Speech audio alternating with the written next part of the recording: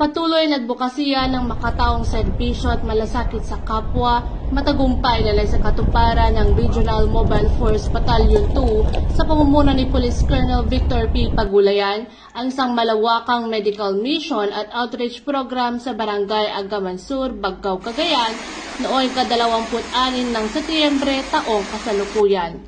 Ang aktibidad ay sinagawa katuwang ang iba't ibang ahensya kabilang ang Armed Forces of the Philippines, Local Government Unit ng Baggao, Pag-asa Foundation at mga civic organizations mula sa Northern Luzon Region 4. Mahigit 500 residente ang nabigyan ng libreng serbisyong medikal at dental kasama na ang pamamahagi ng mga gamot, wheelchairs at iba pang pangunahing pangangailangan.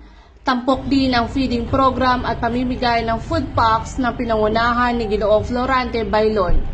Hindi rin nakalimutang bigyang pansin ang edukasyon dahil libo-libong libro ang pinamigay ng RMFB2 sa mga estudyante ng barangay.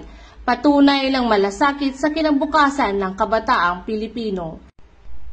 Ayon kay Police Colonel Pagulayan, ang tagumpay ng programa ay patunay ng kapangyarihan ng pagkakaisa.